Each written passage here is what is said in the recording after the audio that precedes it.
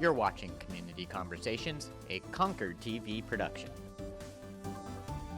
Welcome to a special Community Conversations episode. We know it's pretty difficult times going on in our community, and there's a lot of different factors going on. But I'm your host, Josh Hardy, Concord TV Executive Director, and we wanted to have a discussion today with my guest. He's the president of the Greater Concord Chamber of Commerce, Tim Sink. Thank you, Tim, for joining me. And one of the big things we wanted to talk about is business impact during the COVID-19 pandemic and that ongoing health crisis that's going on, because the impact is felt really by everybody. And in future episodes, we're going to talk with In-Town Concord about the specific downtown impact. We'll talk to nonprofit leaders about those who have had to cancel events. We'll talk to health experts. We're going to try to keep you all informed of what's happening. So Tim, thanks for joining me today. Obviously not under the best of circumstances. Well, it's a pleasure to be here, Josh. Thanks for inviting me. So I kind of just wanted to give you an opportunity to, first off, tell us how everything's going with the chamber right now, how you guys are holding up, sort of what your messaging is, and what are you hearing from your members? Sure. Well, chambers of commerce are conveners traditionally. That means we bring people together for special events, for business-to-business networking, for community problem solving. And so obviously when you have edicts that say, you don't have large gatherings of people, that really throws a monkey wrench into what we do on a day-to-day basis.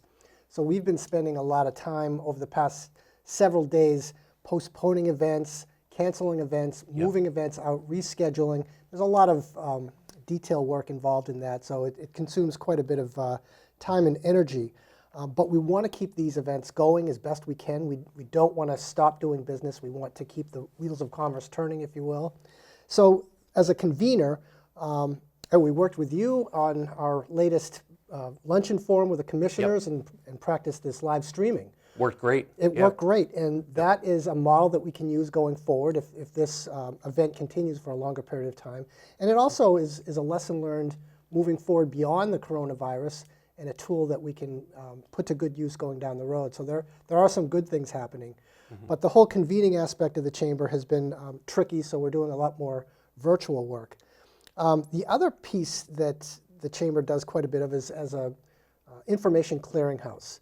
So people come to the chamber looking for information in terms of what's going on, and we have been using that role to get resources out to our members, to keep lines of communication open, to share best practices, best ideas. So there's been a lot of activity in that area as well. So this coronavirus issue has sort of become a full-time job for all of us in the community. For sure. It's a real focus right now. But there's plenty to do. Yep, for sure. And you mentioned kind of events that you have, group gatherings. A couple of the big ones are Leadership Greater Concord and the Capital Area Student Leadership Program. So I know nothing's been decided on that, but that's an evolving situation about how do we handle those two programs. And I know there's at least talk or consideration that we could use some of these remote learning options perhaps, but that's still an evolving situation. Yeah, it's really sad, the timing of this. It was right in the middle of the Leadership Greater Concord program and right at the tail end of the Capital Area Student Leadership Program. So it's impacted some of those program days. But you're involved in those groups, so you're seeing how we're trying to maneuver it. We're doing some postponing. Maybe virtual will come into play. And those are two examples. We had a trade show planned for April, the Business Showcase. We're pushing that out into late May, hoping that we're over the hump at that point. We've got other events like the Pinnacle Awards. We do monthly business after hours and networking events and other forums. The State of the City was scheduled for April 9th. That was a very popular event with the mayor and the city manager. So we're looking at pushing that out in June. So there's just a lot of dancing right now in terms of scheduling. But that's relatively light lifting compared to what some of the businesses in this community are going through. There are some real hardships, and an area that we've been focused on for well over a decade is the advancement of the creative economy. And so the creative economy includes businesses that use creativity to generate wealth, which includes the arts and culture sector. If you look at live performance venues, organizations like Capital Center for the Arts Hatbox Theater, Concord Community Music School. The school has had to shut down. Capital Center for the Arts has had to endure a cancellation of numerous shows through April, and who knows if it goes beyond that. Hatbox Theater, same thing. Red River Theater Red as well. River Theater, exactly. They're closed for, I think, 3 weeks. This is creating incredible economic pressure on them, and they don't all have great big reserves to ride this out. So it's a question of how we will get through this short term. So one of the areas that we're looking at is reaching out to our federal delegation, and we hear numbers in terms of stimulus packages that are out there, very large numbers that big spending ticket items. So how do we engage with our elected leaders to make sure that businesses that sometimes get overlooked in those funding opportunities are not overlooked? How can we get in front of our elected leaders and say, hey, look, these organizations are generating economic opportunity for us.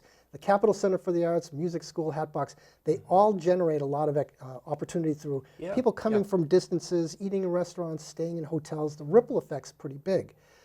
So if we lose those folks, then we're going to really suffer in this community. So we really want to make sure we shore up them, but not just them. Other local small businesses that need a handout, need a hand up right now. Yeah, I mean, I know I have some friends who, quite a few friends who work in the service industry, some of whom work, in Concord at various restaurants, and the impact felt by those people if certain restaurants decide they have to close, or if, it depends how each restaurant is able to adapt to this situation, and some are doing it different than others, obviously. But yeah, I think definitely people who work in the service industry are also going to take a massive hit. They are. I spoke with Chuck Rolacek. He's the owner of Copper Door and the Chop House in Manchester. I was at a meeting with him, and he voluntarily closed a day or so before the governor shut the restaurants. And he said that they were doing everything they could to protect their customers and their employees, washing down menus, wiping down surfaces constantly, doorknobs, everything. Just really taking the cleanliness aspect to the highest level they could. Then he said, one night somebody came in, they looked like they were death warmed over, they were sneezing and coughing and hacking, and he realized he can't protect his folks, he can't protect his customers. So he voluntarily decided to shut down. But that shutdown is having a big impact, but that doesn't mean we can't help those businesses. And one of the messages we're trying to get out at the chamber is, look, if you can, go to those restaurants, order the takeout, buy a gift certificate for future use and help them generate some cash flow. If you're earning a paycheck, it makes sense to spend that money right now supporting local businesses. So really want to see the community step up, and we're taking the precautions, we're trying to be as careful as possible, but there are ways you can support local businesses, and we're exploring other means of doing that as well. Yeah, and I think before we came on camera here, you and I were talking about the concept of local businesses always kind of donating gift cards and supporting other organizations, supporting other causes. And so now we as consumers, we need to be able to give back and to say, thank you to them for everything they've done. So like you said, buying a gift card, even if you're not going to use it now, but I saw even at, Gibson's, for example, that you could, go online and you can shop online, and as long as delivery, is still happening as well. So now's the time for us to step up and support our local businesses after everything they have done for the community over the years. Absolutely. I mean, think of, I keep going back to the Capital Center, but, you may have had a ticket to a show coming up that gets canceled. You can ask for a reimbursement, or you can say, you know what, that's a contribution, you need that money right now.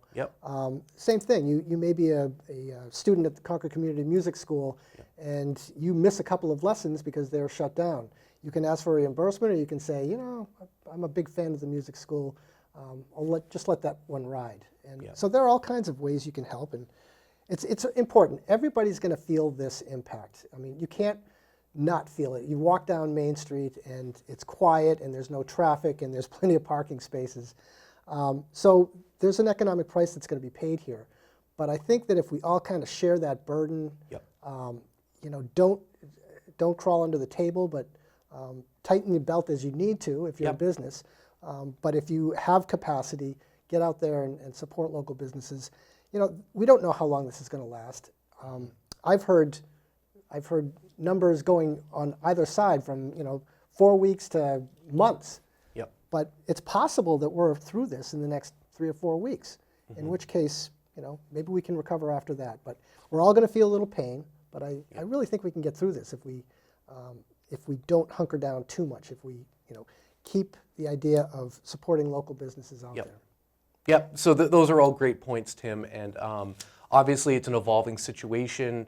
You're welcome back anytime as sort of there's new developments and if there's other ideas that we have, especially for the creative community, there may be things that we think of coming up. And certainly Concord TV is here as a resource, not just for the local economy side, but for the city of Concord, Concord School District. We can't operate as normal at Concord TV or any of us, but we can all do our part, and so we're going to keep doing whatever we can. Well, the flow of information is really important, Yep. and the flow of information in terms of best practices and ideas that work for one business that's transferable to other businesses and sharing resources. That keeping that communication open is critical because we can focus on what's positive. And one of the things I like about Concord TV, it's a positive organization. So instead of a lot of the doom and gloom that you come across all the time in the general media, having those good news stories really goes a long way in terms of helping people buck up and hang in there. Yep, absolutely. Well, thank you, Tim. This was really informative and helpful, and we're going to try to keep this conversation going with In Town Concord and with other organizations, and we're all in this together. So thank you again, Tim. This has been a special edition of Community Conversations.